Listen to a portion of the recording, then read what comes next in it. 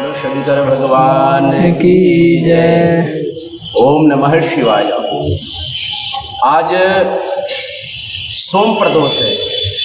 सोम प्रदोष का अभिप्राय होता है प्रदोष की तिथि जो त्रयोदशी है जिस दिन पड़े, शनिवार को पड़े तो शनि प्रदोष, मंगलवार को पड़े तो होम प्रदोष, और आज सोमवार के दिन जो प्रदोष पड़ता है उसको सोम प्रदोष बोलते हैं।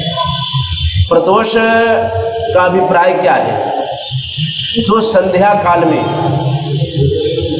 जिसको संध्या अर्थात संधि, सूर्य अस्त हो रहा हो और चंद्र उदय हो, उस समय देवाधिदेव महादेव का पूजन करना चाहिए, षोडशोपचार से रुद्राभिषेक करना चाहिए। क्यों? तो बोले दरिद्रता रूपी दुख को दूर करने के लिए।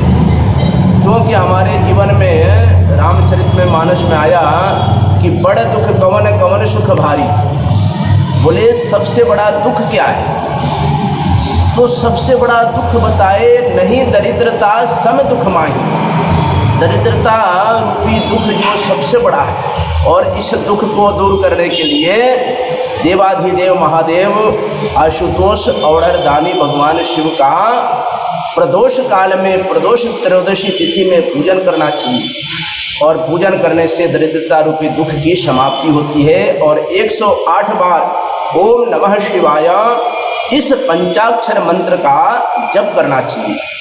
इसकी एक पौराणिक कथा है, शिव महापुराण में भी कथा आती है ये, और भी पुराणों में कथा आती है कि कोई एक विधवा महिला थी, और वह विधवा महिला अपने छोटे से पुत्र को लेकर, 10-12 वर्ष का जो पुत्र था, उस पुत्र को लेकर के गांव-गांव नगर-नगर जाकर के भिक्षाटन करके और अपना गुजर बसर करती थी। लेकिन उसका एक दृढ़ नियम था, संतों ने, महात्माओं ने, ऋषि मुनियों ने बताया था कि तू बेटी हर एक महीने में 2 प्रदोष तिथि आती है, उस प्रदोष तिथि में तू क्या करना, देवाधिदेव महादेव का पूजन करना। देवाधिदेव महादेव के पूजन से दरिद्रता के कारण जो तो भिक्षा मांगती है, यह भिक्षा वृत्ति तेरी बंद हो जाएगी और तू संपन्न हो जाएगी। तो इस प्रकार से जब प्रदोष की तिथि आती, सायंकाल षोडशोपचार से, कभी पंचोपचार से शिव जी का रुद्राभिषेक करती, धूप दीप से, जल से अभिषेक करके पूजा करती, और इस प्रकार से ओम नमः शिवाय मंत्र का 108 बार जप करती। एक दिन की बात है, शिव मंदिर में कोई एक राजकुमार मिला जिसके माता और पिता मर गए थे। दिन दुखी था वो भी। ब्राह्मणी ने अपने बच्चे के साथ उस बच्चे को भी रख लिया, और जब प्रदोष का पूजन करने जाती तो उस बच्चे को भी ले जाती। और वह किसी राज्य का राजा का पुत्र था, विदर्भ राज भी बोलते हैं। अब ये दोनों युवा हो गए थे, लगभग 18 वर्ष के हो गए थे। इसी प्रकार से पूजन करते करते गंधर्वों की कन्याएं आई वहाँ, और गंधर्वों की कन्याओं ने जब देखा राजकुमार को, तो राजकुमार के सुंदर रूप को देख करके वह कन्या मंत्रमुग्ध हो गई। क्योंकि स्त्रियों के लिए आया कि कन्या बरयते रूपम, जो कन्या होती है वह पुरुष के सुंदर रूप को देखती है, और उस सुंदर रूप में मोहित हो गई। और अपने माता पिता से उसने बोला कि मैं एक राजकुमार से प्रेम करती, उससे विवाह करना चाहती हूँ। फिर उनके गुरु थे, गंधर्वों के गुरु भगवान देवाधिदेव महादेव से जब विमर्श किए तो महादेव बोले कि ठीक है, वह राजकुमार मेरा भक्त है, प्रदोष में मेरा पूजन करता है, और उससे अपनी बेटी का विवाह करवा दो।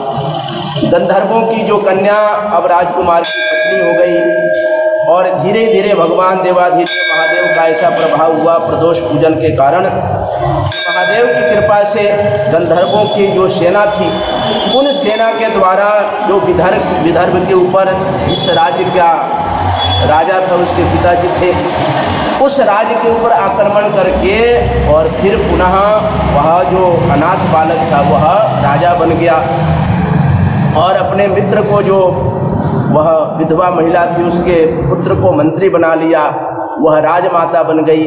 तो कहने का अभिप्राय यह है कि पौराणिक कथा का अभिप्राय यह है कि मात्र प्रदोष पूजन के कारण जो उन तीनों के जीवन में दरिद्रता रूपी दुख था, उस दुख की निवृत्ति हो गई और एक राजा बना, दूसरा मंत्री बन गया, और जो माता थी वह विधवा स्त्री, वह राजमाता बनकर के इस प्रकार से जीवन के अनेक प्रकार के सुखों को भोग करके और अंत में देवाधिदेव महादेव के कैलाश लोक को गई और इस प्रकार से अजर अमर हो गई।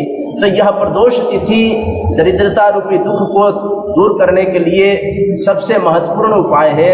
तो सभी भक्तों से आग्रह है कि 1 लोटा जल सारी समस्याओं का हल। तो प्रदोष काल में, प्रदोष तिथि में जिस दिन भी पड़ जाए तो प्रदोष तिथि में वो भगवान शिव का रुद्राभिषेक करे तो अनेक प्रकार की जो मनोकामनाएं हैं वो पूर्ण होगी। और विशेष सोमवार का प्रदोष पड़ जाए तो वह दरिद्रता रूपी दुख को दूर करने वाला है। ओम शांति शांति।